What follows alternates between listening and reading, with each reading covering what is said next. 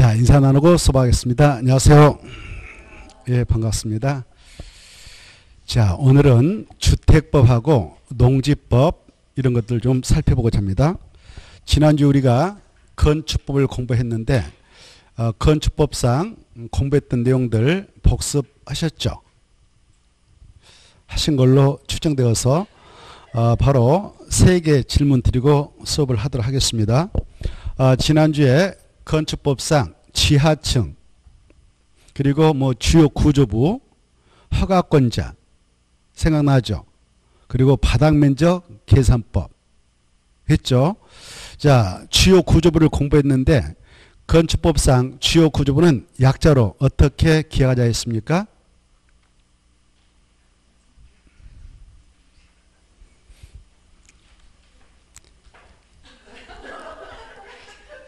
그렇죠. 맞았습니다. 내기, 바보, 지주. 그렇죠. 내기, 바보, 지주 이렇게 했습니다. 내가 뭐였을까요? 내력벽, 기는 맞습니다. 대단하십니다. 그 다음에 파는 바닥, 보는 보조, 그 다음에 지는 지붕틀, 그 다음에 주는 주 계단 이런 걸 했습니다. 그렇죠? 자, 내기, 바보, 지주 이렇게 공부했고 그 다음에 지하층의 정의도 공부했는데 지하층이란 건축으로 바닥이 지표면 아래에 있는 층으로서 그 바닥으로부터 지표면까지의 평균 높이가 해당 층 높이의 얼마 이상인 것을 말합니까? 2분의 1 이상. 이러한 지하층은 건축물 층수 산정할 때에 산입합니까? 취합니까?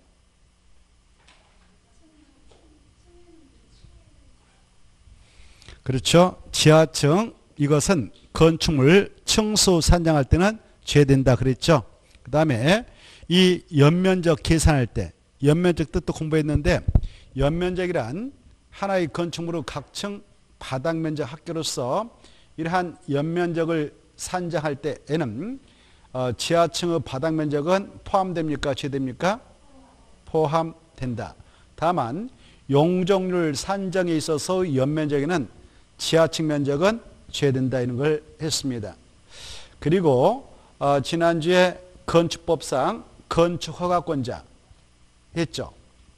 건축허가권자에는 도사도 포함된다. OX 그렇죠. 도사는 건축법상 건축허가권자가 아니고 사전 승인권자다.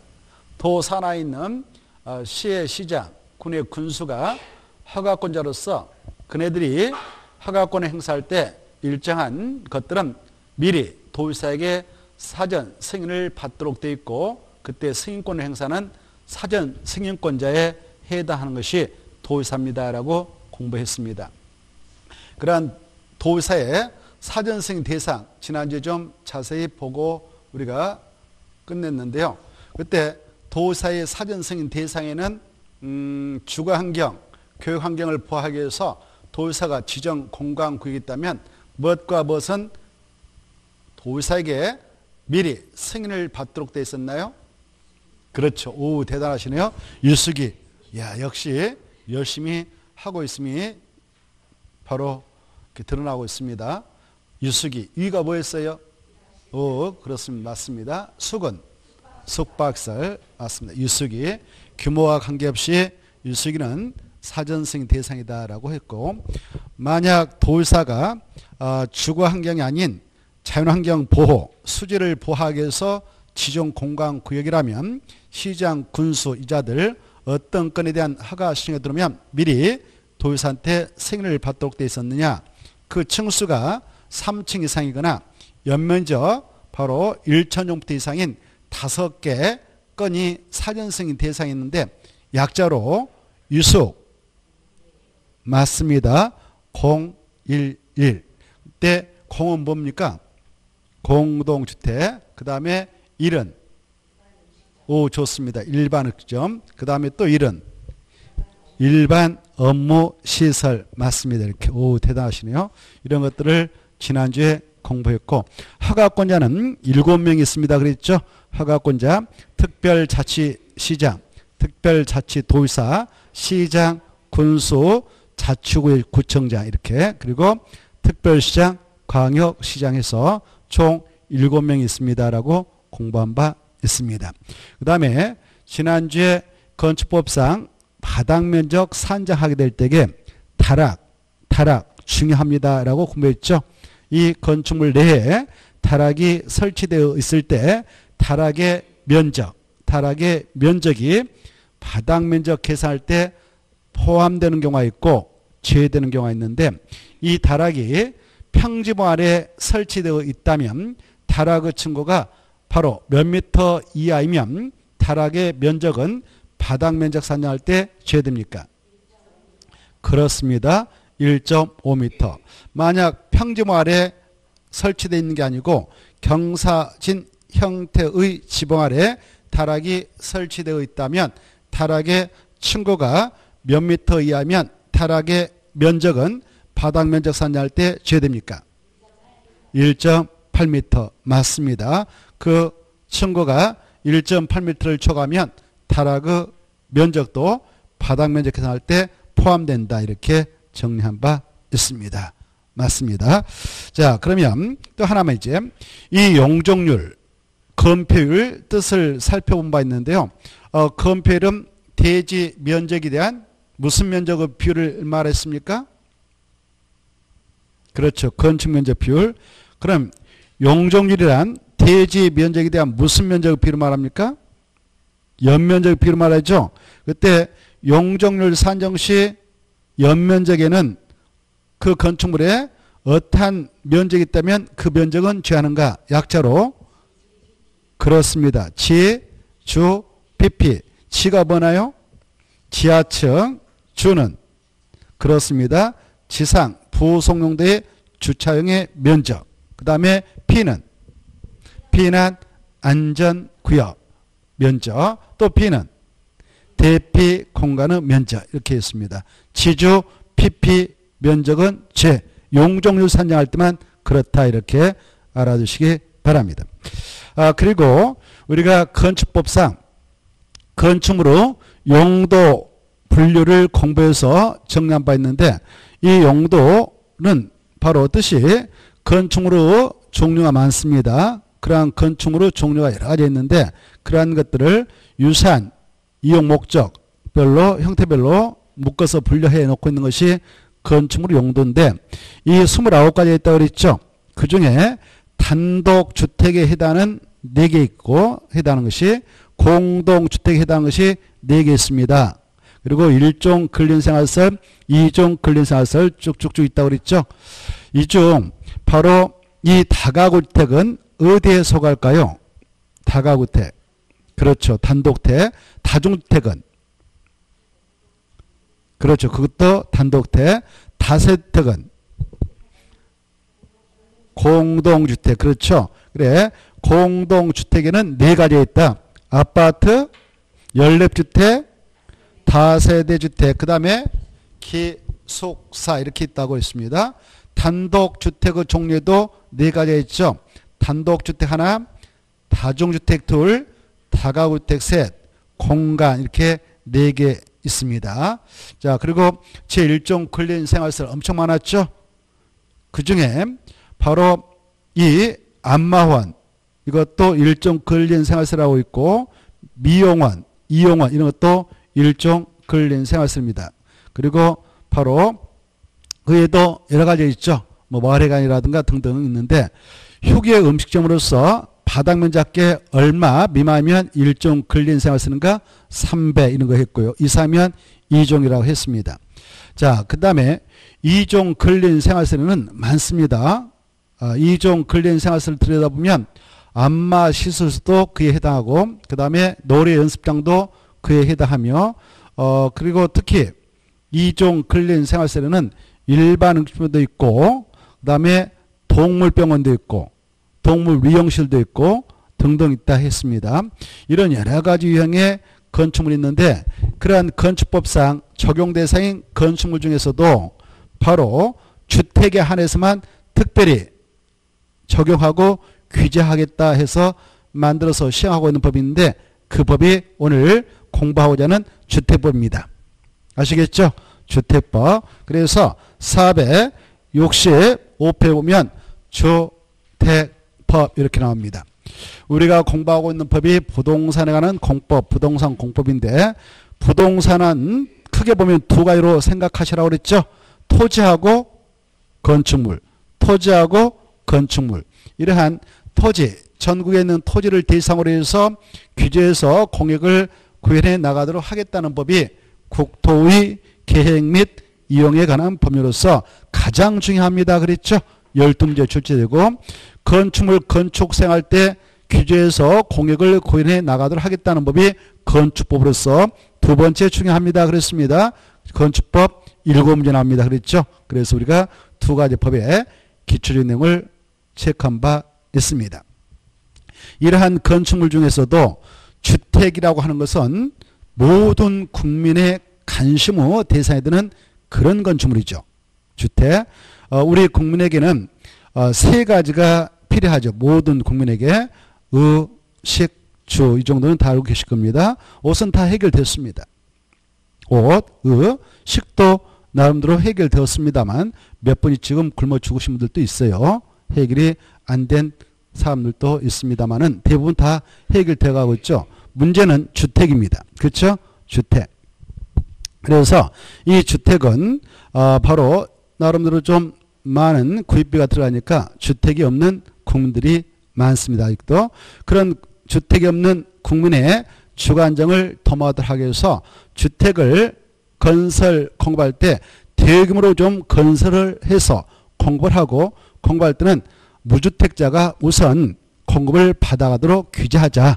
그래서 우리 국민의 주거안정을 도모하고 주거수준의 향상을 시키는 데 좀 이바지하도록 하자 해서 만들어 운영하고 있는 법이 있는데 그게 바로 주택법입니다. 이 주택법은 주택의 한정에서 적용되는 법이다 이렇게 하십시오. 건축물은 종류가 엄청 많다고 그랬죠. 그러한 건축물 중에서도 주택법은 주택인 건축물에 한정해서 적용을 하는 특별법이다 이렇게 이해를 하시기 바랍니다. 그래 이 주택법은 7문제가 출제가 됩니다. 7문제가 출제가 된다. 이 법도 좀 잘 정리해서 본시험에서 4-5문제 맞추도록 전략을 잘 세울 필요가 있습니다. 아시겠죠? 내용은 많지 않거든요. 과거에 또 이 7문제가 나왔는데 그때는 양이 많았습니다. 주택법에 규정되어 있었던 양이 많았는데 그 많았던 내용들을 몇 개 법을 별도로 만들어서 그걸 빼냈습니다. 그래서 지금은 양이 대폭 축되어서 공부하기는 편해졌다 이렇게 생각하시면서 전략적으로 주택법 좀 팔 필요가 있습니다. 알겠죠? 그래서 목표 개수를 최소한도 5개 이상 잡고 공부를 하실 필요가 있습니다. 이 주택법에 의하면 이 주택법은 과거에 박정희 대통령 시절에 만들어졌는데요.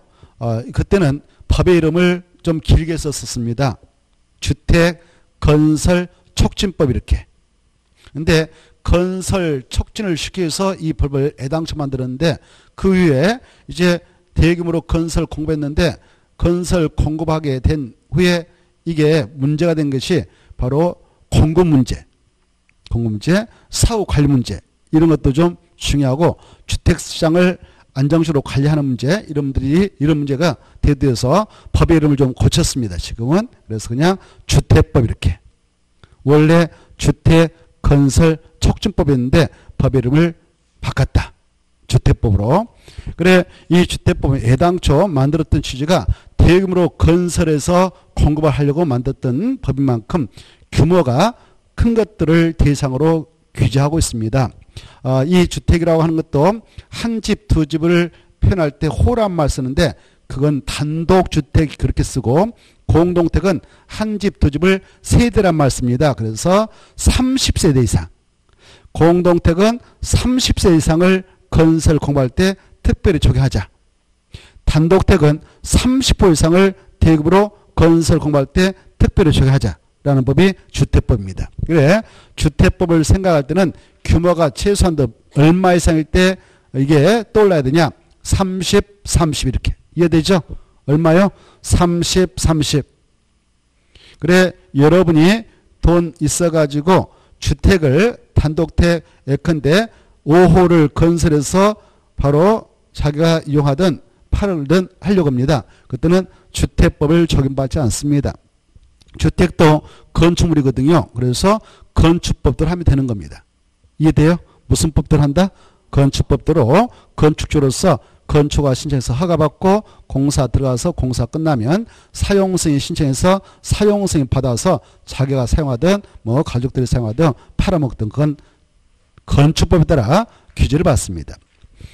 바로 또 20호까지도 마찬가지고 29호까지도 마찬가지예요. 근데 단독택을 30호 이상 건설해서 공부해서 팔아먹든 자가 이용하든 그때는 무슨 법을 적용받느냐? 주택법이다 이렇게 알겠죠? 그리고 공동택도 몇 세대 이상? 30세대 이상 알겠죠? 30세대 이상 건설 공부할 때는 무슨 법의 규제를 받느냐? 주택법이다 이렇게. 이러한 주택을 대규모로 건설해서 나가려면 땅도 만들어야 됩니다. 그 땅을 대지 조성한다 그래요. 뭐 한다? 대지 조성한다. 이 대지를 조성해 나갈 때에 그 면적이 1만 제곱미터 이상이다 이렇게 하세요. 1만 제곱미터 이상일 때는 주택법을 적용받습니다. 그래서 세 가지가 떠올라야 돼요. 주택하고 대지가 있는데 주택은 두 가지로 구분되거든. 몇 가지로? 두 가지. 뭐가 뭐? 단독하고 공동. 그래 단독택 아까 몇 호 이상? 30호 이상. 공동택은 30세 이상. 그 주택 건설을 위한 대지를 조성할 때에는 얼마 이상? 1만 제곱미터 이상 이렇게. 알겠죠? 이래 주택을 건설하는 자, 대지를 조성하는 자, 이네들 바로 주택법에 따라 사업계획서를 만드는 거예요. 뭐 만든다? 사업계획서. 사업계획서를 만들어가지고 이 계획대로 사업을 하도록 좀 해주세요라고 법에 규정되어 있는 행정관청에게 승인을 신청합니다. 이걸 사업계획 승인 신청 그래요. 우리가 건축법상 건축물을 건축하려는 자를 건축주 그랬습니다. 뭐라고요? 건축주. 그런데 주택법에서는 건축주란 말 쓰지 않습니다. 그러한 대규모 주택건설 사업을 한다? 대지 조성 사업을 한다? 그런 자들을 사업주체, 주택건설 사업주체, 대지 조성 사업주체 이렇게 씁니다. 뭘 한다? 사업주체, 사업주체. 용어가 바뀌죠? 사업주체, 사업주체. 그러한 사업주체가 사업하고자 할 때는 사업계획서를 작성해서 사업계획 승인을 신청합니다. 사업계획 승인권자에게 신청을 해서 승인 고시가 떨어져야 사업에 착수가 가능합니다. 법적으로. 이때 사업계획 승인 고시가 떨어지면 그 말씀 드리기 전에 사업계획 승인 받아야 할 대상은 단독주택은 30호 이상 건설하고자 할 때, 공동택은 30세대 이상 건설하고자 할 때, 대지는 1만 제곱미터 이상 조성을 하고자 할 때는 주택법상 사업계획 승인을 받아야 되는데 사업계획 승인을 신청해서 승인 고시가 떨어져야 사업에 착수가 가능하다 이렇게 이해하시고, 이때 사업계획 승인권자에게 사업계획 승인을 신청하게 되면 며칠이면 그 여부가 결정나서 오느냐? 60일. 5 플러스 1 그러면 6이 되죠? 5 플러스 1. 5 플러스 1 하면 6이 되죠? 60일. 이렇게. 그래 60일이면 응답이 옵니다. 알겠죠? 만약 사업계획 승인 고시가 떨어지면 이제 사업 들어가도 된다 그 말이에요. 그때 사업에 착수를 하게 된다. 그때 사업을 하게 될 때 바로 몇 년 이내에 들어가야 되냐? 법적으로 바로 이겁니다. 5년 이내. 몇 년? 5년. 5년 이내에 착수를 해야 돼요. 다만 정당한 사유가 있으면 그 사유가 바로 그 사라진 날부터 1년 이내 범위에서 착수기간을 연장받을 수 있어요. 그래 연장을 받더라도 6년 이내에 들어가야 되겠죠. 5 플러스 또 1 나오잖아요. 그쵸? 5년 이내에 들어갈 수 없는 정당한 사유 있으면 몇 년 연장받을 수 있다고 그랬나요? 1년. 6년은 바로 시간을 벌 수가 있겠습니다. 만약 그 기간 내에 들어가려면 사업계획 승인을 냈던 행정청에서 승인을 취소할 수가 있어요. 법적으로. 알겠죠? 자, 그런데 만약 그 기간 내에 들어가지 않으면 사업계획 승인을 취소당할 수 있게 사업체 바로 공사 들어갑니다. 천세들 지겠다 해서 아파트 건설 사업하고자 한 자들 사업계획 승인 고시 들으면 바로 그 사업에 들어가야 되니까 들어갑니다. 그런데 그 안에 건설 분양을 하고자 하는 아파트 천세대인데 미분양이 속출했다. 그러면 자금줄이 그 사업장에 묶여가지고 부도가 날 수 있어요. 부도가. 그런 점을 감안해서 우리 법에서는 공고별로 건설해서 공급을 할 수 있도록 허용합니다. 109, 209 같은 하나의 주택단지지만 공고별로 구분해서 주택을 건설 공급할 수 있도록 허용을 하고 있습니다. 그 주택단지 내에 건설을 하려는 주택 세대수가 5 플러스 1도 나오네요. 5 플러스 1 하면 600세대 이상이 다닐 때만 가능해요. 몇 세대? 600세대 이상의 단위는 109, 209 나눠서 사업 좀 합시다. 라고 사업계획서 작성해서 승인시에서 승인을 받아갈 수 있어요. 이때 각가구 공구는 300세대 이상은 배치를 해야 되고 공구한 폭은 또 5 플러스 1이면 6이네. 6m 이상 뛰면 돼요. 이 주택폭은 5 플러스 1이 많이 나오네요. 아무튼 자, 그래 그렇게 공구별로 구분해서 주택을 건설 공부할 수 있도록 허용하고 있는데 만약 이렇게 공구 나눠가지고 사업을 하겠다라고 승인 고시를 받아가게 되면요. 109는 5년에 들어가야 되고 정당한 사였으면 1년 연장받을 수 있습니다. 그리고 209는 109 착공 신고로부터 2년에 들어가면 되는 것이고 그럼 벌써 시간 많이 벌 수 있잖아요. 그렇죠? 이렇게 해서 사업 들어갔습니다. 공사 벌써 끝났습니다. 공사 끝나면 주택은 단독택이 있고 공동택이 있었죠. 그때 단독택은 호호 그런 말 쓴다고 그랬죠. 그때 공사가 다 끝나면 사용할 때 사업 마쳤던 사업체가 검사를 신청합니다. 사용할 수 있도록 검사 좀 해주세요. 그걸 사용검사를 합니다. 뭐라 한다? 사용검사. 사용검사권자인 그 행정청에게 뭐 시장으로서 구청장이 있는데 또 뭐 한국토지공사 국가는 국토교통부장한테 사용검사 신청해서 사용검사 신청에 들어가면 15일이면 답이 나와요. 여기도 또 이제 1 플러스 5가 나오네. 15. 와, 이거 정말 주택부 1 플러스 5가 많이 나오잖아요. 5 플러스 1이 나오기도 하고 1 플러스 5. 아무튼 15일. 이렇게 15일이면 답이 나옵니다. 답이. 그래 이제 사용검사가 떨어졌다 그러면 사용을 할 수가 있어요. 그러면 우리가 아파트 분양받았다 그러면 우리가 들어가서 입주해서 살 수 있는 것입니다. 이렇게 구성되는 것이 주택법이 주택법. 자, 그리고 이 주택법상 이 주택이라 하는 것은 크게 두 가지가 있다고 그랬죠. 뭐뭐 단독주택하고 공동주택. 그런데 이 주택법상 이 주택이라고 하는 것이 두 가지로 구분이 되는데 말입니다. 우리가 건축법령에서는 단독주택 4개가 있고 종류가 공동택 종류 4가지가 있다 그랬습니다. 근데 이 주택법으로 보면 한 개씩이 빠져나가요. 한 개씩. 왜? 그 것들은 우리 국민에게 건설 공급하여 국민의 주관정을 도모하는데 아무런 의미가 없다 봐서 제외를 시켜버립니다.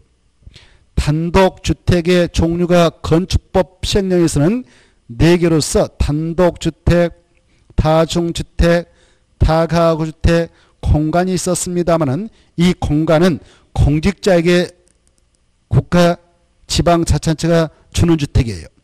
우리 일반 국민에게 대규모로 건설 공부해서 국민의 주관정을 도모할 수 있는 주택은 아닌 것입니다. 공간은. 그래서 주택법으로 보면 단독주택의 종류는 3가지인데 공간이 빠진다. 이게 중요해요.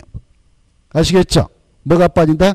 공간은 빠진다. 이렇게 하시고 그 다음에 이 공동택도 우리가 건축법 시행령상 건축물의 용도분류파트에서는 그 종류가 4가지였습니다. 아파트, 연립주택, 다세대주택, 기숙사가 있습니다. 그랬죠.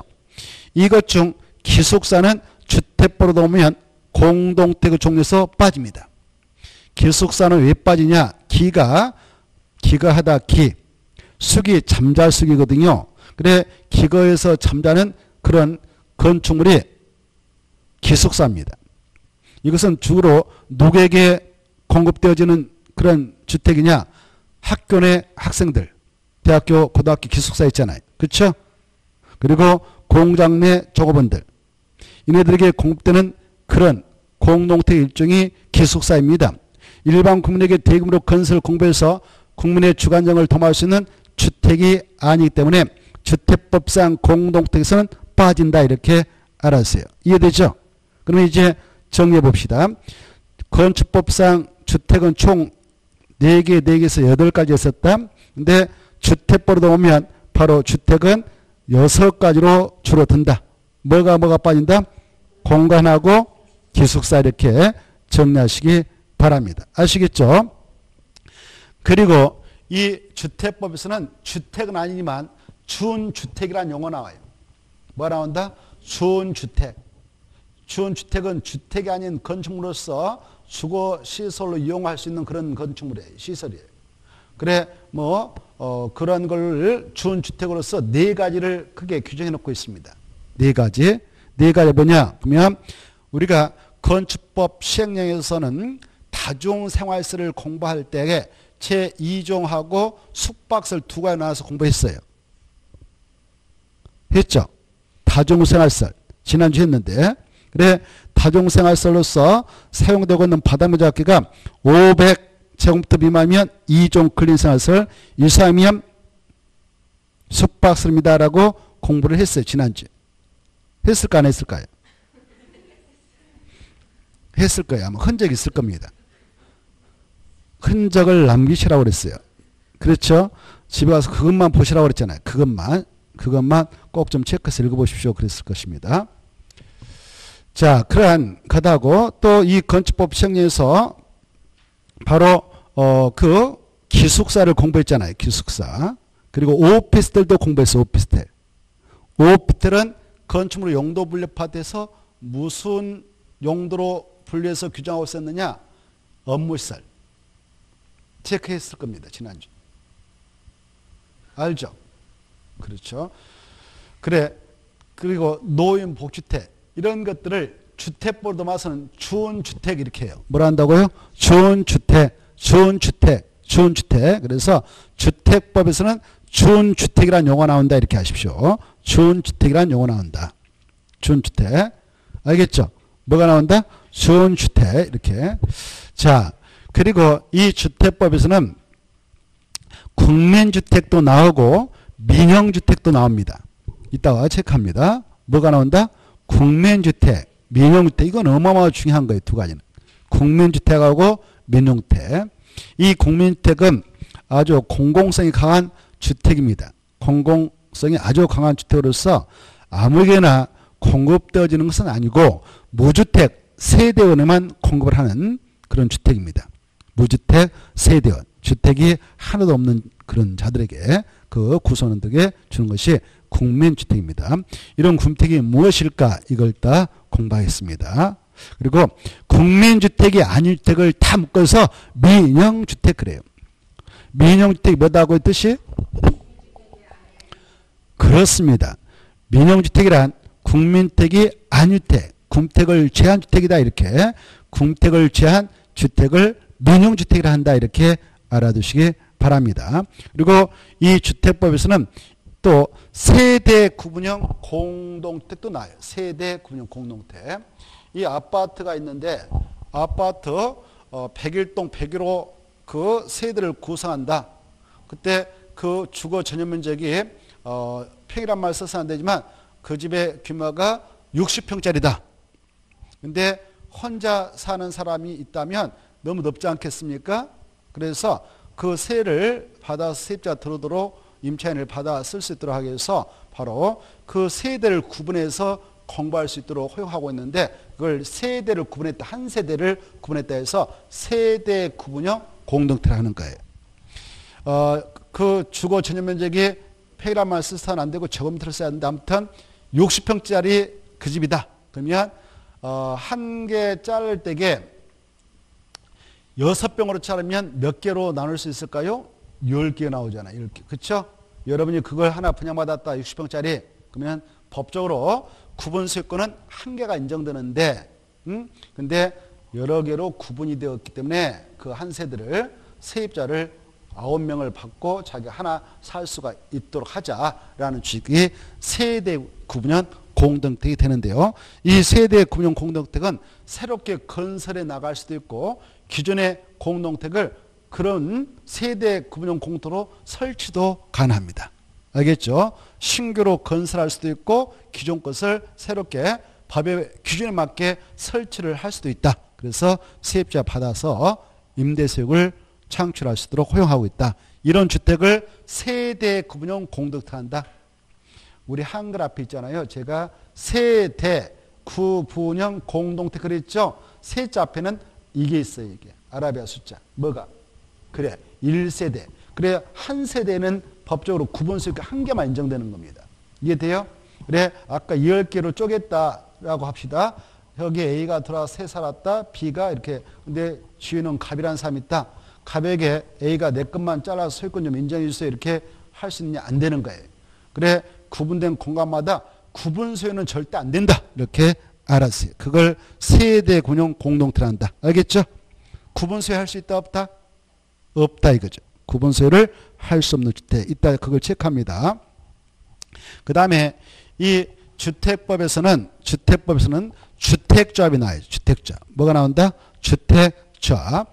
그래 이 주택 많은 사람들을 다수의 사람이라는데 이 많은 사람들이 주택을 건설해서 마련하고자 또 기존의 공동택을 가지고 있었던 소유자들이 그 주택을 리모델링하기 위해서 설립해 나갈 수 있는 조합이 있는데 그걸 주택조합이라 해요. 이 주택조합은 세 가지가 있습니다. 같은 지역 주민들이 주택을 건설해서 마련하기 위해서 설립할 수 있는 지역주택조합이 있고 그 다음에 같은 직장에 근무하고 있는 그 근로자들이 주택을 마련하기 위해서 설립할 수 있는 직장주택조합이 있으며 공동택 소유자들이 그 주택을 리모델링하기 위해서 설립할 수 있는 리모델링 주택조합이 있습니다. 그래서 이 세 가지 조합을 묶어서 주택조합을 해요. 이런 주택조합은 설립할 때 설립 인가 신청해서 인가 받으면 조합은 설립할 수 있어요. 이때 설립할 때 조합원이 될 수 있는 자격자가 누군가 이런 것들은 다음 순환 때 우리가 또 구체화시켜서 공부하겠습니다만은 이런 주택조합의 종류가 3개 있다는 거. 몇 개 있다? 3개. 지역, 직장, 리모델링. 이때 주택법상 리모델링이라고 하는 것은 공동택을 대상으로 해서 노후억제 기능 향상을 위하여 대수선하거나 증축하는 행위를 말합니다. 알겠죠? 증축하는 행위. 우리가 건축법을 공부할 때에는 건축법상 리모델링은 리증대 계까지 나왔어요. 계까지. 그런데 이 주택법은 계는 안 나와요. 알겠죠? 차이가 있어요. 그래 건축법상 리모델링하고 주택법상 리모델링은 다르다. 용어의 뜻이. 알겠죠? 그래 그걸 일단 체크하겠습니다. 이런 리모델링을 볼 것입니다. 그리고 주택법에는 투기과일주가 나와요. 뭐가 나온다? 투기과일주고 주택가격 안정을 도모하기 위해서 투기과일주를 지정합니다. 그 주택에 대한 투기적 거래가 생겨하고 있거나 생할 우려가 있는 지역에 있다. 오늘 투기과일주구다. 근데 오늘 서울특별시 전체에다 투기과일주를 딱 지정해버렸다. 이걸 지정할 때는 국토교통부 장관하고 시도사가 지정할 수 있거든. 서울특별시는 국토교통부 장관도 지정할 수 있고 서울특별시장도 지정할 수 있습니다. 이렇게. 지정고시가 있으면 그 지정고시된 이후에 그 지역에서 그 주관에서 신규로 주택을 분양받게 된 자가 있다. 이 분양받게 됐다. 신청해서 당첨됐다. 그러면 해당 주택의 입주로 선정된 지를 취득했다 이렇게 표현합니다. 그걸 입주권 분양권 그래요. 이런 분양권의 전매 내가 분양권자인데 내가 당첨됐단 말입니다. 100일 동안 100일로 당첨됐다면 내가 입주할 수 있는 권리인 분양권을 취득했어. 이걸 누가 피해 더 붙여서 산다 하니까 붙여서 팔았다. 이때 파는 걸 매매라고 그래요. 뭐라 한다? 매매. 그리고 공짜로 줄 수 있잖아 이거. 그렇죠? 누구한테? 애인일 때. 애인일 때 결혼할 애인이다 그러면 그 환심을 사기 위해서 야, 네 명의로 돌릴 테니까 돈 안 줘도 돼. 그 대신 나하고 결혼하자. 이 분양권을 획득했던 친구가 29살 총각 있다. 그러면 애인한테 이렇게 넘길 수도 있잖아요. 어차피 결혼하면 자기 것이 되니까. 그쵸? 그래, 이렇게 돈 안 받고 주는 것을 증여합니다. 증여. 뭐라 한다? 증여. 이런 것들을 하지 못하도록 규제하자라는 것이 전매제한이에요. 전매제한. 분양권 전매제한. 전이 구를 전. 넘어간다. 이게 매거든. 사고 판다. 그래, 이 전매를 제한하기 위해서 지은 것이 특위과열주입니다. 특위과열주고, 특위과열주는 누가 지정하는가? 지정이 있기 때문에 그 안에서는 분양권 전매 제한이 있는데 언제부터 언제까지 제한을 받는가 이런 걸 오늘 좀 체크를 하려고 합니다. 이런 것들. 자, 그래, 이때 자기 명의로 그 당첨된 거 매매 증여 못한다고 그랬죠? 그래, 그 기간은 사업 주체로부터 소유권 이익 등기를 완료받을 때까지 못하게 돼 있어요. 근데 사업이 지연되어서 5년 지날 때까지 사업체가 분양권을 가지고 있는 자에게 소유권 이익 등기를 해주지 않고 있다 그러면 5년 쉬어가면 전매를 풀어주고 있습니다. 이런 것들을 일단 체크해 보도록 하죠. 자, 그럼 이제 교재 보면서 체크를 하겠습니다. 466페이지부터 보도록 하죠.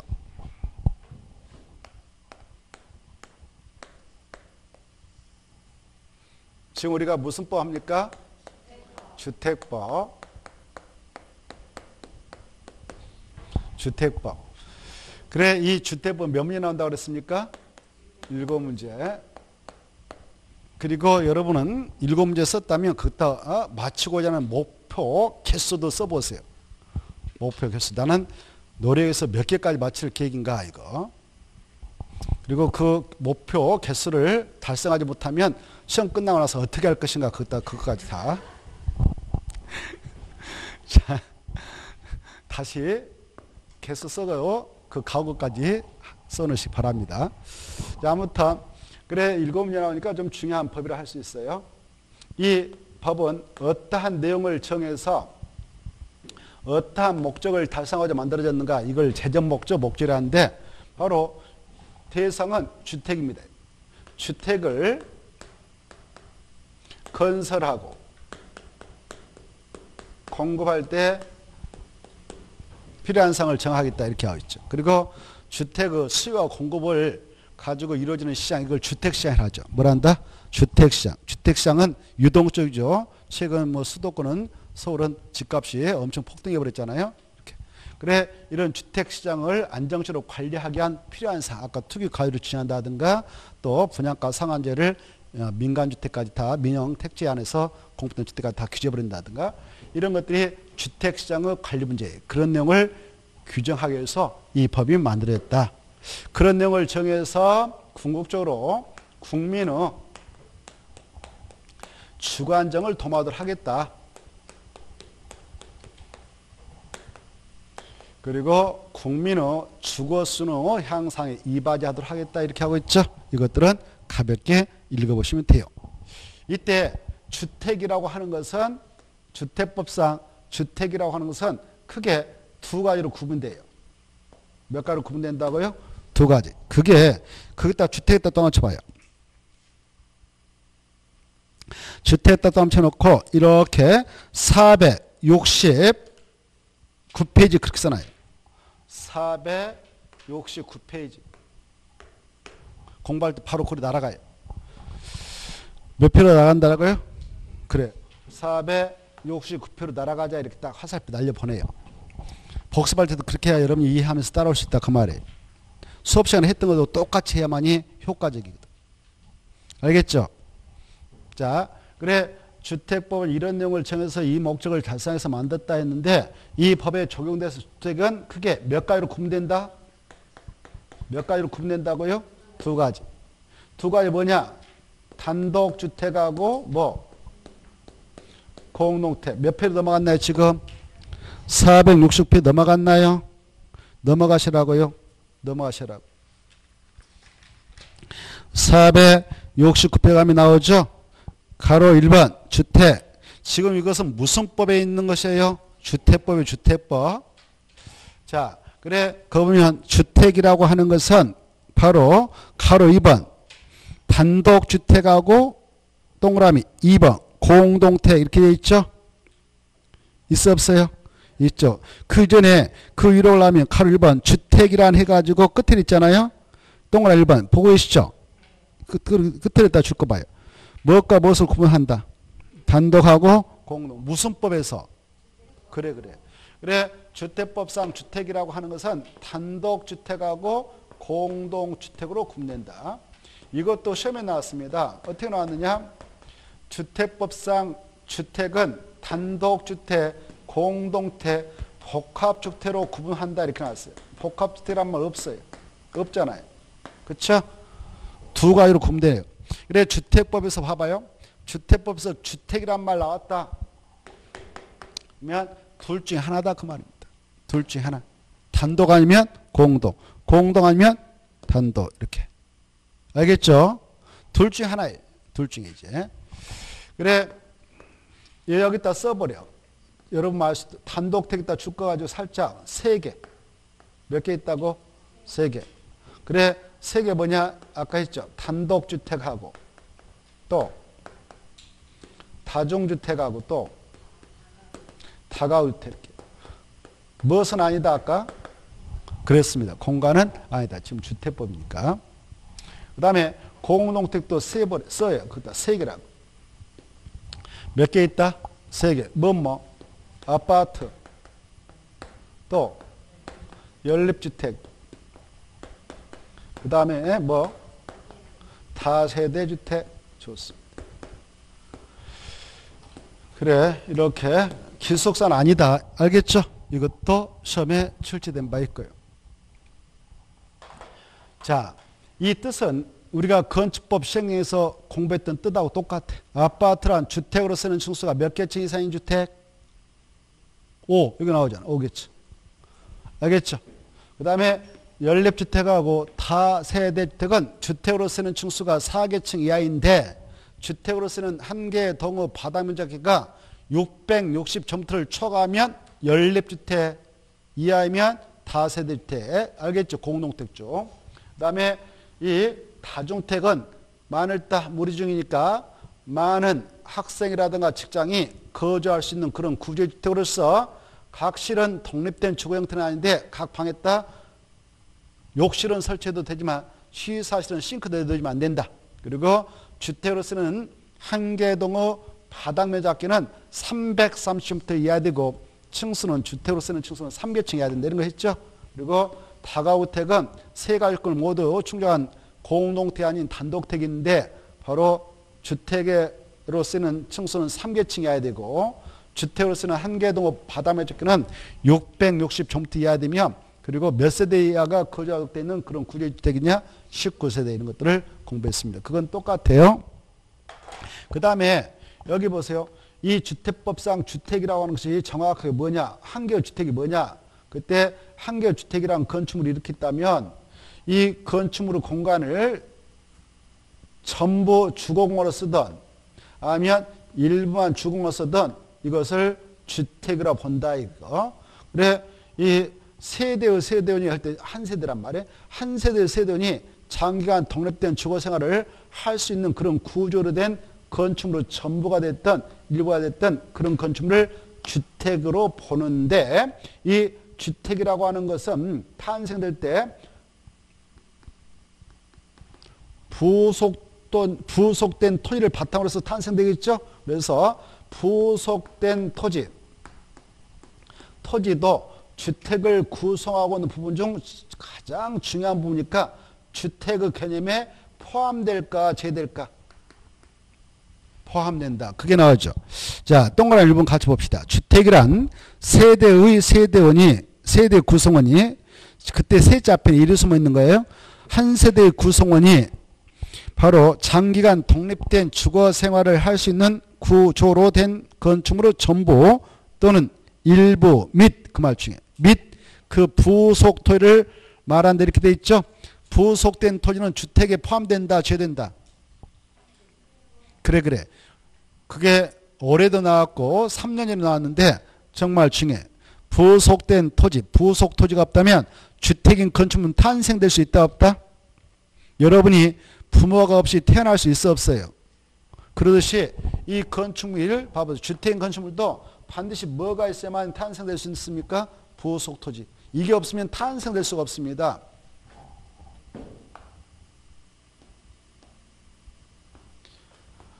땅에 부착되지 않고 하늘에다 실 달아가지고 이렇게 주택을 만들어낼 수 있나요? 없죠. 부속된 토지가 반드시 전제가 돼야 주택 건축물이 탄생될 수 있죠. 그래서 부속된 토지도 주택을 구성하는 부분에 포함된다, 제된다? 포함된다. 이걸 두 번 출제한 바 있으니까 꼭 이해하고 정리해 두시기 바랍니다.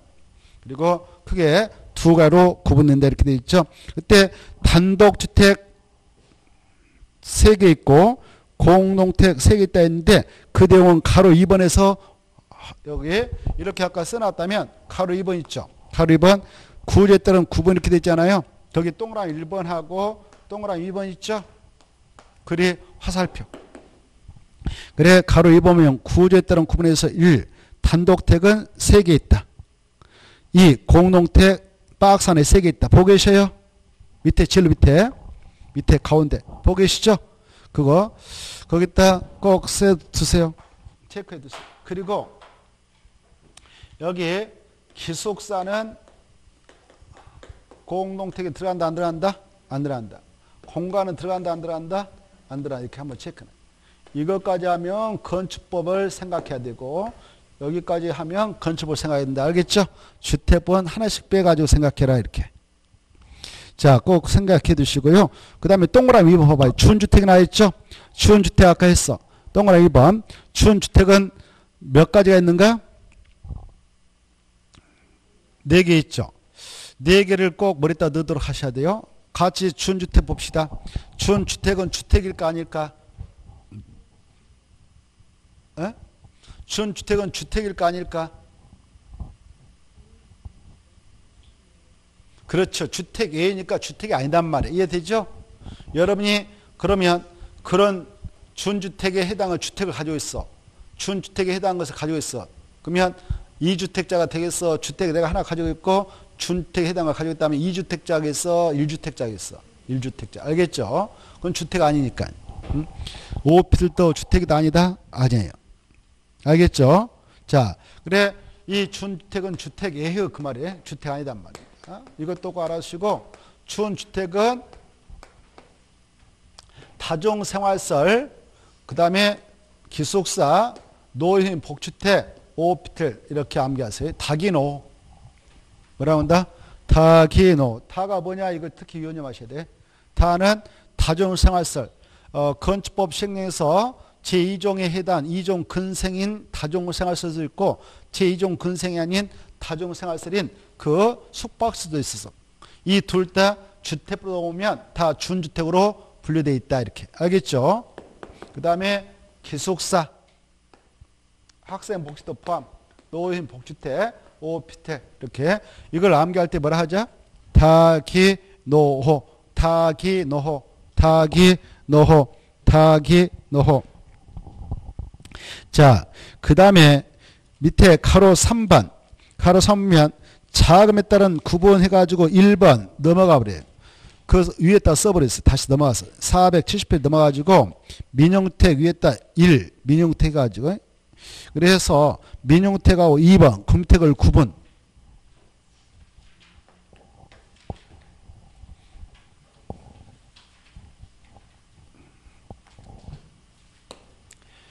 아까 민영택은 뭐라고 했나 뜻이? 거기 나와 있죠? 민영택이란 국민주택을 제한주택, 국민주택의 안주택이 뜻이에요. 알겠죠? 근데 시험에 나왔습니다. 민영주택이란 민간 건설업체가 건설 공급하는 주택을 말하는데 이렇게 나왔어. 맞을까 틀릴까? 틀렸죠? 틀렸잖아요. 거기 그렇게 안 나왔죠? 그러면 틀리고 국민주택을 제한주택, 국민주택이 안주택 이렇게 이해되죠? 그대로 기억하셔야 돼. 그렇게. 자, 그래 민주택 꼭 알았어요. 민영택이 뭐냐 그러면 국민 주택을 제한주택 국민주택이 아니택 같은 말로 이해하시면 돼요. 자, 꼭 알아두시고 그러면 국민주택이 안주택은 다 민주택인데 국택이 무엇이냐 여기다 써놨죠 법에서 국민주택 뜻은 중요하다. 국민주택. 국민주택에다가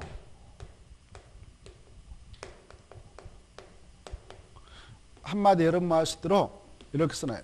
무주택 세대원에게만 공급.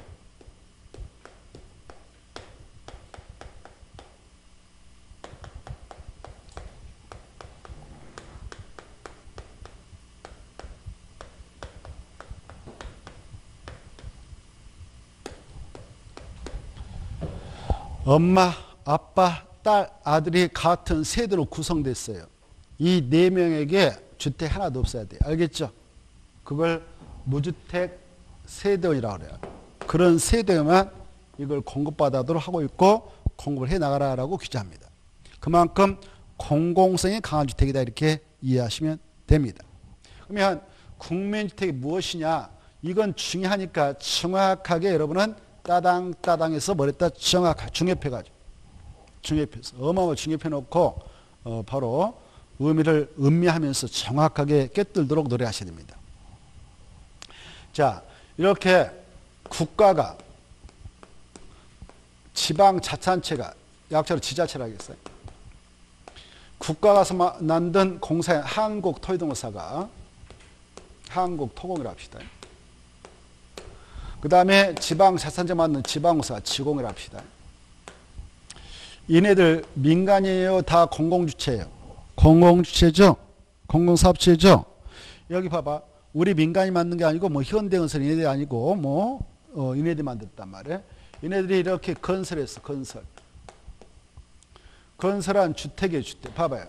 주택인데 건설한 주택인데 가서 보니까 소유권이 하나로 만들어졌다 그러면 단독태라고 하고 이 구분해가지고 이 하나의 건물 내에 소유권이 2개 이상 인정되고 있다면 공동택 하는 거예요. 이렇게. 이해되죠? 그런 주택인데 이때 단독택은 한 집도 아까 뭐라고 그랬어? 호란 말 쓴다고 그랬죠? 그래서 한 집도 집은 호란 말 써. 공동택은 세대란 말 쓰고. 그래 이 국가 한국토지공사, 한국토지등공사, 지방자치단체, 지방공사가 건설한 주택으로서 바로 국민주택 규모여야 된다 이렇게. 뭐라고 한다고요? 국민주택 규모에 군택이 아니라 군택 규모 이하의 주택이어야 된다. 그러면 국민주택 규모가 뭐냐? 이걸 또 알아야 되겠죠? 알겠나요? 이게 이제 또 중요하단 말이에요. 국민주택 규모. 국민주택 규모 뜻을 정확하게 있어 없어 거기에? 그래. 거기다 줄 거 봐요. 국민주택 규모 이하 주택 할 때 국민주택 규모에다 줄 것이고 동그라미 니은으로 화살표 쫙 날려보내. 니은으로 쫙 날려보내. 날려보냈나요? 공부할 때. 자, 여기 군택 규모 이하의 주택 만들 때 군택 규모가 뭐냐? 그러면 저기 니은에 있잖아요. 니은을 딱 연결해서 화살표 날려보내가지고 연결해서 공부하시라고. 이때 국민주택 규모란 주거 전용면적은 바로 이 주택으로 쓰게 되는 전적인 공간을 말해요. 알겠죠? 아파트 같은 경우는 공동택이잖아요. 공동택은 내가 101동 101을 분양받았던 데가 소유자다 그러면 내 가족이 주공으로 전적으로 사용할 수 있는 공간이 있어요. 그걸 전유 부분 그래. 전용 부분, 전유 부분. 복도, 계단 이런 데는 다 2세대 이상이 함께 공동으로 사용하는 공간이죠. 그런 공간은 공용면적이라고. 공용면적. 공용면적은 주거공간 아니죠? 아니잖아요. 그쵸? 그래 이때 주거 공간을 쓰게 되는 공간을 주거 전용면적을 합니다. 이 국민주택 규모란 1호 1세당 주거 전용면적이 여기 봐봐. 단독택은 1호당, 공동택은 1세당 주거 전용면적이 얼마 이하를 국민주택 규모 주택이라 하냐? 85제곱미터 이하. 몇 제곱미터요? 85제곱미터 이하. 평수로 환산하면 25.75평 정도 돼요. 25.75평 정도 되는데 몰라도 이건 평은 알겠죠? 이건 참고용이고 85제곱미터 수치를 기하는 시험 공부란 말이에요. 85. 그런데 말입니다. 여기 봐봐요. 이 궁택 규모의 뜻을 지역별로 이해해 두셔야 돼요. 지역별로. 여기 보셔. 이 궁택 규모 주택이라고 하는 것은 지역별로 이해를 해 두셔야 하는데, 여기 수도권 있잖아요. 수도권 뜻을 알죠? 수도권에 한해서만 특별히 적용했던 특별법이 있는데, 그게 수도권 정비계획법이 있어요. 무슨 법이 있다? 그래요. 이거 잘 나오니까 시험에 나온 게 아니라 법의 이름이 자주 나오니까 알았어요. 수도권 정비계획법이 있어요. 이것은 수도권에 한해서만 적용되는 특별법이에요. 다른 지역은 적용되지 않아요. 이해되죠? 이 수도권이라고 하는 것은 이 법에서 뜻을 이렇게 규정하고 있어요. 대한민국 수도가 돼요. 서울이죠. 서울하고 포함은 그 주변 지역이겠죠. 인천하고 경기도에 있는 31개 시군을 말한다. 이렇게 하셔. 이해되죠? 이 수도권은 바로 서울특별시, 인천시, 경기도에 있는 31개 시군을 말한다. 이렇게 하시고, 이 수도권은 땅이 넓을까, 우리 국토 전체에 견적했을 때 넓은 땅일까, 좁은 땅일까? 여기는 좁아요. 지도 보면 정말 콩 많은 지역이에요. 나머지 지역이 엄청 넓다 그 말입니다. 그런데 여기 보세요. 대한민국 국민이 대충 지금 5천만 명 정도 되거든요. 남쪽에 있는. 북한은 2,500에서 아무튼 우리 한민족이 지금 8천만 명이 넘었습니다. 해외 동포들까지 해서. 그래, 그 한 국가, 한 민족이 한 1억 정도 되면 국력이 좀 세지는 거예요. 그 세계 무대에서 힘을 쓰는데, 남쪽도 수가 얼마 안 되고 북쪽도 얼마 안 돼서 지금 그래 나눠져 버려가지고, 하나의 국가가요 세계 무대에 나가서 힘을 쓰려면 인구수가 1억 정도 넘으면 좋습니다. 알겠나요? 그래, 아무튼 그렇다 치고, 자, 여기 5천만 국민 중 여기에 수도권에 몇 명이 지금 거주하고 있을까요? 대략 2,500만. 이만큼 많이 살고 있는 지역이에요. 그래서 여기는 봐보세요. 공공성이 강한 주택인 궁택을 넓게, 전용면 넓게 적은 개수로 만들어서 공부가 나을까? 면적은 적게 하고 개수를 늘리는 게 좋을까? 오, 좋아요. 개수가 많은 게 좋겠죠? 그래서 그런 취지에서 이 수도권에서는 궁택 규모의 주택이라는 것은 85제곱미터 이하를 말한다라고 규정합니다. 85제곱미터를 초과하면 절대 궁택이 될 수 없어. 그래서 이해돼요? 궁택 규모 이하 주택 하면 수도권 무조건 얼마? 85제곱미터 이하. 85제곱미터를 초과하면 안 된다. 이거예요. 이해되죠? 그 다음에 수도권이 아닌, 봐봐요. 비수도권 해보세요. 수도권이 아닌 비수도권은 용도적을 들여다보면 도시지역도 있고 관리지역도 있고 농림지역도 있고 자연환경보호지역도 있는데, 이런 네 가지 용도적 중 인구와 산업이 밀집되어 있거나 밀집이 예상되는 지역다 친 것이 뭘까요? 도시지역이 도시죠. 뭐라고? 도시죠. 그래, 도시적 있다, 용도적상 도시적 있다. 그러면 이 지역에서도 85제곱미터 이하까지만 국민 주택 규모 이하의 주택을 한다. 이렇게 하셔요. 그래서 여기에서는 궁택은 85제곱미터 초과하면 궁택이 아닌 거예요. 민주택이지. 알겠죠? 여기 봐봐. 그 다음에 이제 여기 보세요. 여기 보셔봐. 수도권도 아니고 비수도권 중 도시가 아닌 나머지 읍면적이 있다. 읍면적이 있다. 이렇게. 그러면 여기는 땅값 쌀까 비쌀까? 쌀 거란 말이에요. 싸니까 이 공공성이 강한 주택인 궁택을 건설 공부할 때 전용 면적 넓게 해도 된다. 비용이 적게 들어가니까. 그래서 여기서는 100제곱미터 이하까지를 궁택 규모 이하의 주택으로 인정하겠다라고 하고 있어요. 이해됐죠? 이걸 정확하게 이해하셔야 돼요. 이걸 모르면 꽝이 돼. 꽝. 다시 한번 정리해 봅시다. 자, 궁택 뜻. 궁택이란 국가, 한국, 토용사, 지방자치단체, 지방무사가 건설한 주택으로서 국민주택 규모 이하인 주택을 말하는데, 이때 단독택은 호란 말 쓰고 공동택은 뭐란 말 쓴다? 세대란 말 쓴다. 그때 궁택 규모라고 하는 것은 1호당 1세당 주거 전용 면적이 원칙 얼마 이하를 말하냐? 85. 그리고 수도권을 제한 도시가 아닌 읍면적은 최대 얼마를 말하냐? 100. 이렇게 알아두십시오. 자, 그래서 여기 보십시오. 여기 봐봐요. 이 단독택 아까 세 가지 있었죠? 공동택 아까 세 가지 있었죠? 이것들 6개가 다 국민택이 될 수 있다 없다? 있어. 이런 요건을 다 맞춰주면 군택이 될 수가 있다. 여기까지를 이해해 두셔야 돼요. 이해돼요? 이해가 된 걸로 믿고, 또 국가가 가지고 있는 돈, 이걸 재정이라고 그래. 지방자치단체가 가지고 있는 돈, 재정이라고 그래. 이 돈 가지고 한다든가 이 군택 건설하고 그에 따른 피해를 조성할 때 쓰기 위해서 정부에서 적립해 가려고 하는 기금이 있어. 그걸 주택도시기금에 따른 주택도시기금이라는 자금이 있어요.